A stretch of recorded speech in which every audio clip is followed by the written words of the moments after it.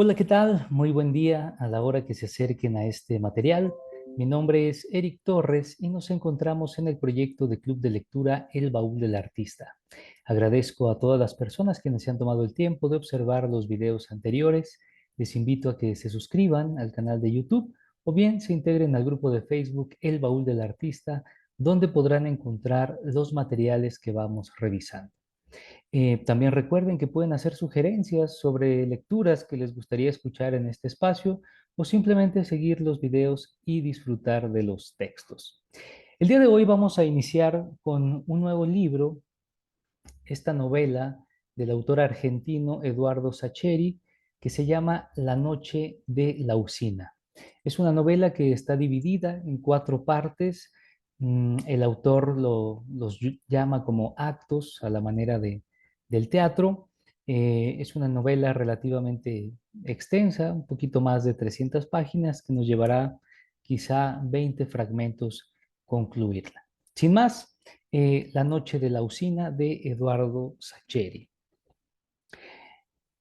Tiene una dedicatoria para ustedes, amores míos, como todo lo demás. Los hechos y personajes de esta historia son ficticios y cualquier parecido con la realidad es mera coincidencia. Prólogo. Un hombre sentado en un banco viejo. Hasta hace unos años a O'Connor venía el circo de los hermanos Lombardero. Para mayo, cuando empezaba a apretar el frío o a veces antes, si el verano había sido malo en la costa, subían por la provincia y aterrizaban en el deslinde de las últimas casas. Los chicos se enteraban enseguida porque el pueblo era más exiguo que ahora, y porque apenas descargaban los primeros carros, empezaba a escucharse el ruido metálico y hueco que soltaba la estructura a medida que la levantaban. A la gente del pueblo no le atraían del circo ni los payasos ni los animales cansados. El que de verdad los cautivaba era el maestro de ceremonias. Arístides Lombardero se llamaba. Algunos decían que no, que en la intimidad de los carros rodantes su mujer lo llamaba Carlos y que Arístides era su nombre artístico. Otros pensaban que nadie podía elegir un nombre como ese y que la única justificación para cargar con él como una condena era que a uno lo hubieran bautizado así. En mitad de la función, después de los trapecistas, Arístides se sentaba en un banco de madera tan mustio como el resto de las instalaciones, bajo la luz impiedosa del foco más poderoso. Abandonaba la entonación ampulosa de las presentaciones de los números y adoptaba un tono casi íntimo, cercano, y empezaba a contar una historia. Ahora que han pasado muchos años desde la última vez que vino el circo, la gente no consigue ponerse de acuerdo para decidir si Arístides era un buen narrador a fin de cuentas. A juzgar por la devoción absorta con la que seguían sus palabras, sus gestos y sus pausas, debió serlo. Si uno piensa, en cambio, en lo mucho que le costaba mantener el hilo de las historias, no se puede estar tan seguro. Sus narraciones empezaban por cualquier sitio y parecía encontrar placer en confundir al auditorio. Tenía un repertorio de 15 o 20 historias. Los chicos las tenían numeradas porque cada año echaba mano a las mismas que ya había relatado. 15 o 20, eso era todo. Suficientes para las 2 o 3 semanas que permanecía el circo en O'Connor. Y no demasiado extensas, duraban el tiempo necesario para que los trapecistas recuperaran las narices rojas y las pelucas ridículas o convencieran a León de salir otra vez a la arena circular. Sin embargo, Lombardero jamás repetía una historia exactamente igual a como ya la había contado. Al público eso lo divertía y lo inquietaba. Los más memoriosos pretendían tenderle trampas y a los gritos desde la platea le recordaban los hechos, le exigían que recorriese senderos ya transitados. Pero el maestro de ceremonias se burlaba de esos caprichos de burguesitos, así los llamaba, y los gritones, que no tenían ni la menor idea de lo que significaba ser un burguesito, sentían subir la vergüenza por la piel y por la sangre y se llamaban a silencio. Que contase lo que quisiera, como quisiera, pero que contase. Como un jugador socarrón y desinteresado, arrojaba imágenes, frases, escenarios inconexos. No respetaba el orden cronológico ni causal de los sucesos, no. disparaba personajes, climas, hechos trascendentes, detalles, metáforas que nadie entendía, en una enumeración que parecía caótica. Después se ponía a contar, y era su auditorio el encargado de encontrar un hilo, una razón, un desenlace. Si Lombardero hubiese elegido alguna vez el cuento de Cenicienta, habría empezado mirándolos a los ojos y diciendo que en ese cuento hay una búsqueda, un deseo, un hechizo roto, una vieja malvada, dos jóvenes que se enamoran mientras bailan, una niñez en soledad, un zapato. Y después habría empezado a contar, pero no por el principio, sino por el lugar a donde lo indujera su impulso, el azar o el escándalo de la concurrencia. De todos modos, Lombardero jamás contó la Cenicienta. Sus cuentos eran otros, distintos, propios. Los chicos suponían que los inventaba. Los grandes, que aspiraban a llamarse suspicaces, se permitían sospechar que eran de algún autor cuya identidad Lombardero voluntariamente les ocultaba. Nunca nadie pudo sacarse la duda, porque en los años 90 el circo dejó de detenerse en O'Connor. Cosa curiosa, nadie es capaz ahora de recordar completo ninguno de esos cuentos. En los días malos, los vecinos piensan que se les extravió la memoria. En los buenos, lo atribuyen a la insólita maestría del Lombardero para enredar las historias, para llenar la mesa con naipes inverosímiles, para ser el único que podía encontrar el orden capaz de ubicar las cartas en su lugar, una por una. A veces habla la gente en el pueblo de la noche de la usina, pero siempre de manera parcial, confusa e inconexa. En general, se refieren a dónde estaba cada quien, a qué hicieron durante el apagón y la tormenta, a lo que pensaron cuando se enteraron de que había sido un sabotaje, a lo que sospecharon después con respecto a los culpables. Pero nadie puede contar la historia completa, ni abarcarla con sus pormenores, sus antecedentes y sus consecuencias. Son demasiados hilos enredados. Se supo de un periodista de Buenos Aires que viajó hasta O'Connor con la idea de indagar en el asunto. Se quedó varias semanas, pero terminó volviéndose con las manos vacías. No fue falta de voluntad de los testigos. Más de uno se sentó largamente con el forastero a contarle lo que sabía. Pero ese es el problema. Aunque junten a todos, aunque eslabonen con cuidado obsesivo todas sus palabras, sus recuerdos y sus sospechas, hay cosas que quedan sin saber, sin explicar y sin entender. No es porque sí sucede esto, es porque los que saben la historia son apenas unos pocos, un puñado de personas, y son los que estuvieron, los que la pensaron, la prepararon y la llevaron a cabo. Y aunque están entre nosotros y son parte de nosotros, fingen saber lo mismo que el resto. Es extraño. Uno podría pensar que en un pueblo chico como O'Connor no hay modo de guardar un secreto, y sin embargo, la noche de la usina es un secreto a medias, es verdad, un secreto hecho de asuntos sabidos y confundidos a propósito, o por azar, o por las dos cosas. Por eso, hace acordar a Lombardero, porque parece que hubiese sido él, sentado en ese banco viejo, bajo la luz central de la pista, el único capaz de contar esta historia. Si esta fuese una de sus noches de circo, Lombardero miraría alrededor, haría una pausa teatral y, alzando la mano, enumeraría algunos de los elementos que componen esta historia. Diría que en ella hay un villano, un accidente de autos y un gerente de banco que huye pero termina alcanzado por la muerte. Un tipo que sumerge una topadora en la parte más profunda de la laguna y un muchacho que escapa para siempre. Una chica enamorada, unos cables eléctricos enterrados a lo largo de kilómetros y un hombre que llora porque sabe que jamás será feliz. Un albañil rencoroso a punto de morir y una estación de servicio en el empalme de la ruta. Lombardero terminaría su enumeración con otro silencio, igual de teatral y con una sonrisa torcida. Diría que ve la confusión pintada en los rostros de su público. Así exactamente lo decía. Veo la confusión pintada en vuestros rostros. Y agregaría que no se preocupasen, que él disponía de las claves para contar esa historia y que si había de ponerle algún título a esa historia, el título podría ser La noche de la usina. Primer acto, un corazón que deja de latir. Uno.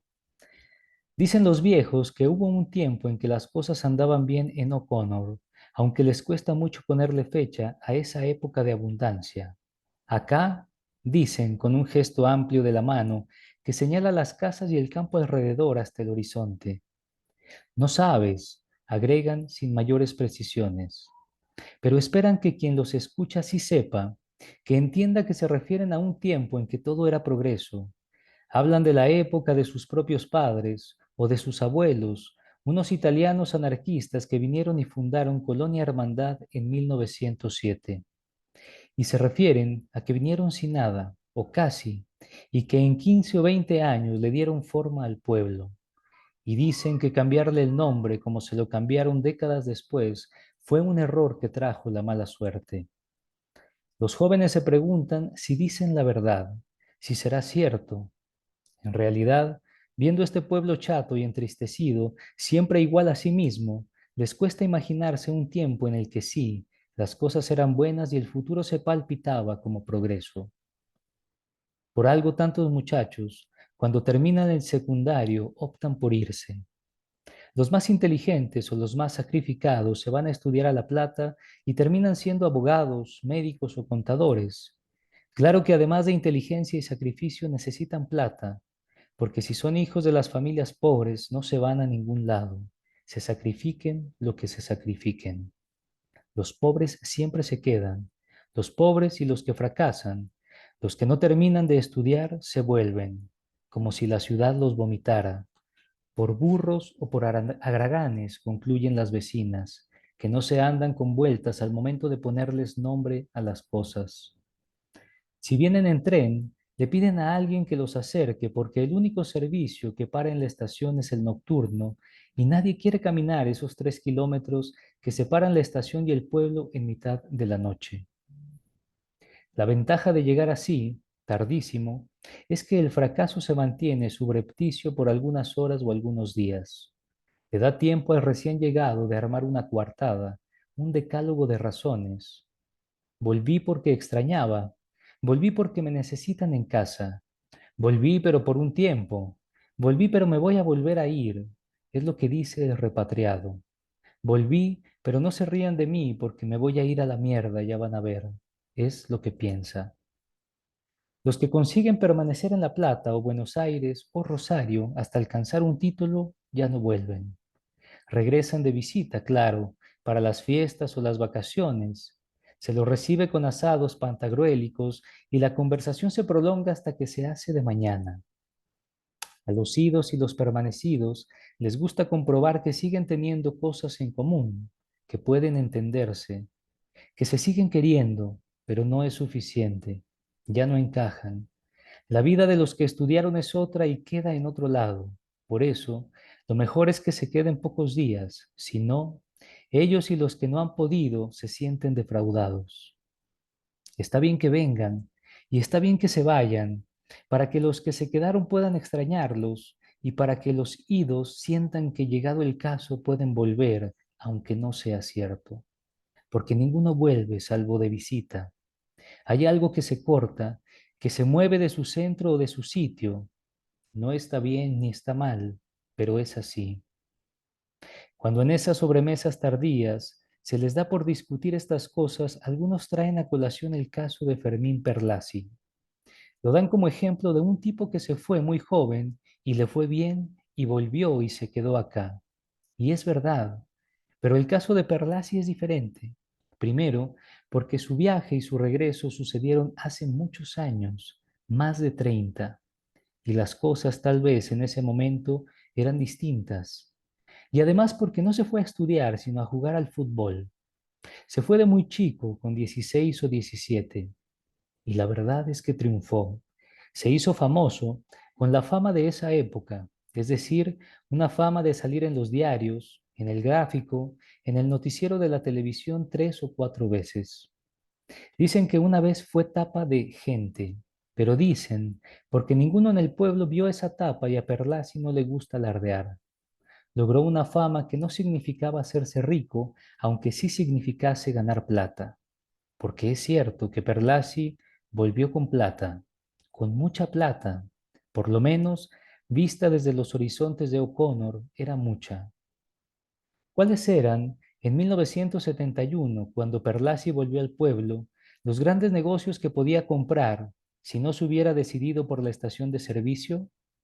La mueblería, que se había ampliado mucho y vendía televisores, radios y equipos de música. El restaurante de la plaza, que tenía de un lado pizzería y del otro menú a la carta. El hotel en una de esas. Pero Perlasi no sabía nada de hacer negocios e intuyó que la estación de servicio sería más sencilla. Tal vez tuvo razón. Por eso compró la estación vieja, diríamos ahora, porque hay dos. Pero en ese tiempo era la única. Ahora no, porque también está la nueva. La otra, la nueva, es la de Fortunato Mansi. Está sobre el asfalto también nuevo que sale derecho a la Ruta 7. Pero Mansi no es de O'Connor, es de General Villegas, la ciudad, la cabecera del partido. Villegas es otra cosa, lo mismo que Mansi. 2. Hace tanto calor que después de cenar prefieren sacar las sillas afuera para esperar la medianoche. ¿Vamos allá, debajo de los eucaliptus? Pregunta Fontana. No, mejor acá. Corre un poco más de aire. Ponen las sillas en la vereda angosta de baldosas en el contrafrente del edificio. Al otro lado está la estación de servicio, con sus surtidores y su playón de cemento cuarteado y el parador. Acá se está mejor, dice Perlasi. Silvana se asoma desde el frente. ¿Traigo los turrones y las nueces para acá? Sí, gorda. Corre un poco de aire, por lo menos, asiente Perlasi. Los hombres se quedan en silencio. Fontana toca la pava para comprobar que el agua sigue caliente. El mate puede esperar un rato. Silvia se aproxima con una fuente rebosante de confituras. ¿Esperan a mucha gente? Pregunta Fontana, sonriendo. Lo que sobra de acá lo llevamos a la Cruz Roja para darle de comer a Etiopía entera durante 5 meses, ironiza Perlasi. Oíme, Cruz Roja, si querés podés ayudarme en lugar de quedarte ahí sentado como un pasguato. Perlasi ignora el comentario. Fontana hace ademán de incorporarse, pero el otro lo disuade con un gesto. Deja, lo dice para joder nomás. Una brisa sacude la fronda de los eucaliptus y les deja un rumor fresco, liviano. Fontana consulta su reloj y comenta. Falta media hora para las 12. ¿Abro una sidra? Espera, no hay apuro. Fontana mira la pava. No tiene ganas de cebar. Si estuviéramos en un programa estúpido de tele, tendría que preguntarte cuáles son tus proyectos para el año que empieza, Antonio. Peor, Fermín. Esta vez es el milenio, así que la pregunta es más ambiciosa. ¿Qué espera usted para el milenio que viene? Silvia deja la botella de sidra y 3 copas y vuelve adentro.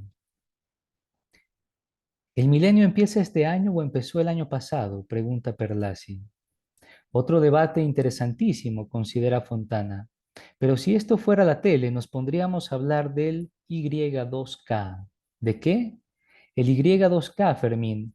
¿Viste eso de que en una de esas las computadoras interpretan que el 01 de 2001 es el de 1901? ¿Pero puede pasar algo así? Yo qué sé, dicen que sí. Hay empresas que se gastaron una ponchada de guita para precaverse. Silvia vuelve con un tupper lleno de frutillas recién lavadas y lo deja sobre la mesita. Por fin se sienta. La ventaja de estar en la lona es que estamos más allá del Y2K. Entonces, ajá, ¿de qué están hablando? Se interesa Silvia. Nada, gorda.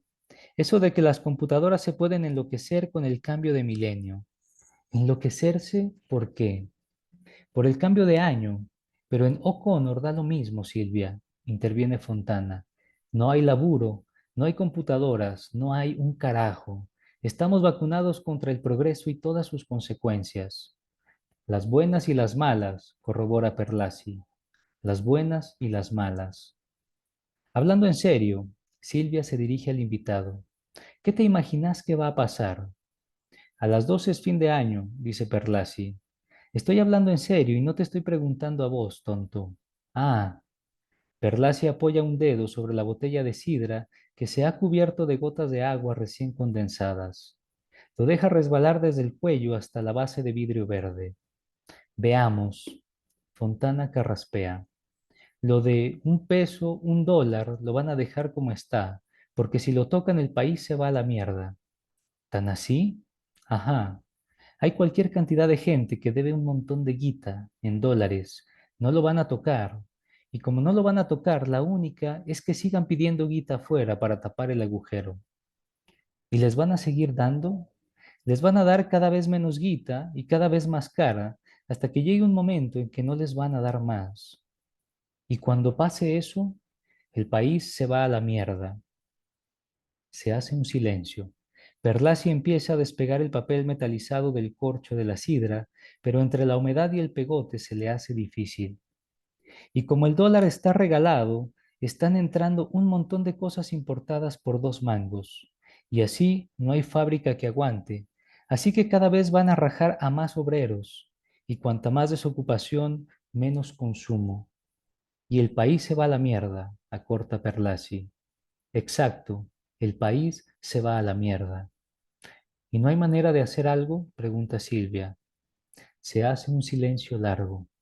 Sí, dice por fin Fontana, que de la Rúa le entregue la banda presidencial a Alfonsín, que es el único que nos puede sacar de este quilombo. Perlasi sonríe. La idolatría de Fontana no mengua jamás. Pasan los años y las desilusiones, pero el amor de su amigo por Raúl Alfonsín sigue incólume. Algún día me vas a tener que explicar cómo convive tu anarquismo libertario con ese amor alocado que sentís por el Alfonso.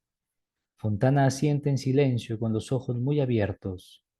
Si querés, empiezo hoy y para diciembre de 2001 termino de explicarte mis razones. No, deja, otro día. Ustedes búrlense, pero así no tenemos esperanza, dice Silvia, y Perlasi piensa que a su esposa le angustian los laberintos. El campo, dice Fontana después de otra pausa, eso va a quedar.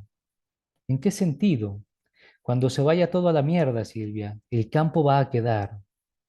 Una bengala de brillos plateados cruza el cielo para el lado del pueblo. ¿Vieron eso? Raro. No sé quién puede tener guita en el pueblo para fuegos artificiales como ese. Como si fuera una respuesta, otra bengala parecida surge del mismo punto del firmamento, pero esta, además, se abre con una explosión en una docena de estelas de colores. Como en plata dulce, dice Perlasi de repente. ¿De qué hablas, viejo? De lo del campo. ¿Te acordás de la película esa que habla de la época de los milicos? Pero no habla directamente de los milicos, sino de los que se llenaron de guita en la tómbola financiera. Sí, bueno, en la última escena están los dos hermanos, los protagonistas, de Gracia y Lupi, acota Fontana. Exacto. Lupi está en la cárcel y de Gracia lo va a visitar. Y llueve. Fontana parece estar también recordando. Llueve y de Gracia comenta algo así como, con una cosecha nos salvamos todos. Otra estela de fuegos artificiales se levanta desde el pueblo y enseguida otra y otra más. Era cierto, parece. De repente Silvia recuerda algo. Hoy comprando en lo de Benítez me crucé con Graciela Salvio, que me dijo que Horacio Lamas había comprado un montón de fuegos artificiales en Villegas y que los pensaba tirar en la plaza hoy a la medianoche. Perlasi se acuerda de la conversación que mantuvieron con Lamas 2 meses atrás, cuando cerró la fábrica de antenas para siempre. La fábrica del edificio, el padre de Lamas, y en su momento de mayor esplendor, llegó a tener 80 empleados, que en un pueblo de 1000 personas es decir mucho. Pero a fines de los 70 se empezó a ir a pique. Como los de la película, asocia Perlasi. Lamas hizo de todo, antenas de televisor, telescópicas para radios y para autos. Al final intentó con linternas, pero las suyas, de costo, salían 4 veces más que las importadas de China. Ahí fue cuando bajó la persiana y echó a los 9 empleados que quedaban. Hace un par de semanas pasó por la estación de servicio para saldar la deuda de combustible y comentarle que el auto lo vendía para pagar las últimas deudas chicas, por si conocía a alguien interesado. Pobre Lamas. Ahí, cruzando el cielo nocturno de O'Connor, debían irse los últimos billetes del Renault 21 con tapizado de cuero. Lo del campo es imposible, está diciendo Fontana. Comprar campos, digo. Cuando el país se va a la mierda, como ahora los campos están baratos. Pero como nosotros no tenemos un mango, no podemos comprarlos. Y cuando el país levanta, los campos pasan a costar un ojo de la cara. Y nosotros no podemos comprarlos, completa Silvia amargamente. Ajá, concluye Fontana. Ahora el cielo es un festival de luces que se cruzan en todas direcciones. Pobre Lamas, piensa Perlasi otra vez. Mira a su mujer. Le gusta ver el brillo de los fuegos en los ojos de ella. Comprar campos no podemos, pero tenemos otra opción. Perlasi se enfoca de nuevo en lo que están conversando con Fontana, que no es el campo, pero tiene que ver con el campo. ¿Qué opción? Se interesa su amigo. Perlasi alza el brazo hacia un costado.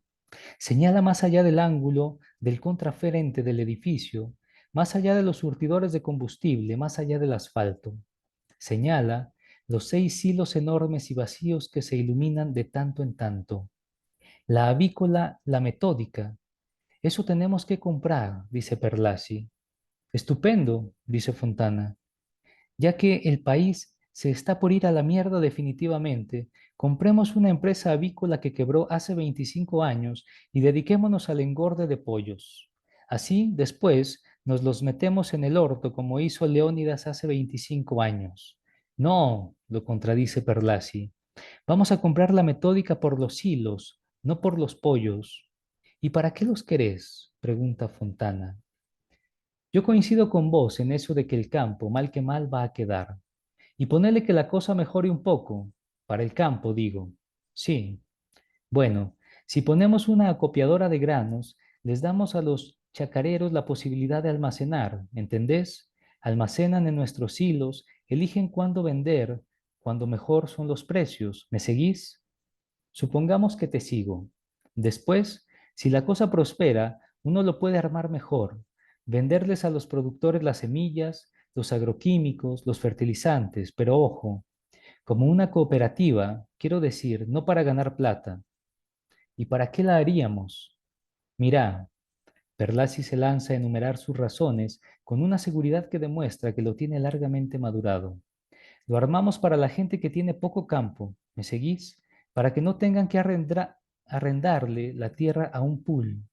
Lo hacen ellos, acopian con nosotros, en la metódica. En la metódica, sí, tarado. Después, venden cuando les conviene. Como venden a mejor precio y no tercerizan, nos pueden pagar a nosotros el servicio de almacenamiento. Y lo principal, ¿qué? Que les damos trabajo a unos cuantos con eso.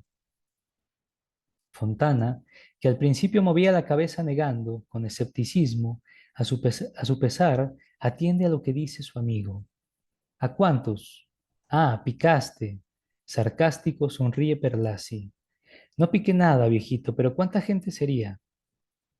Mirá, yo creo que 15, 20 personas por debajo de las patas. Y si la cosa prospera más, sobre todo si le incorporamos eso que te digo de los insumos y cosas así. ¿Y qué sabemos nosotros de acopiar granos? No puede ser tan complicado, Fontanita. Es cuestión de ir aprendiendo. Un momento, alza el dedo Silvia de repente. Está mal. ¿Qué cosa? Eso de las computadoras que decían ustedes. Los hombres demoran en comprender que se refiere a lo que conversaron hace ya un rato. ¿Mal por qué? Porque el lío podía armarse cuando pasó del 99 al 00, no del 00 al 01. Eso de las computadoras fue el fin del año pasado, no este. Andan atrasados, jóvenes. Perlasi y Fontana se miran. Y después yo les doy bolilla a tus análisis económicos, ironiza Perlasi. Y yo a tus planes empresariales. Fontana remeda su sarcasmo. A ver, que van a ser las 12. ¿Quién tiene bien la hora? Urgida, Silvia se pone de pie. Perlasi descorcha la sidra y sirve las copas. Dale, Fermín, dale, lo apura Silvia. En el cielo de O'Connor sigue la fiesta de fuegos artificiales pagados por los últimos ahorros de Horacio Lamas. Bien, vamos a dejar nuestra lectura hasta aquí. La noche de la usina de Eduardo Sacheri en su primer fragmento. Ojalá que lo disfruten. Gracias.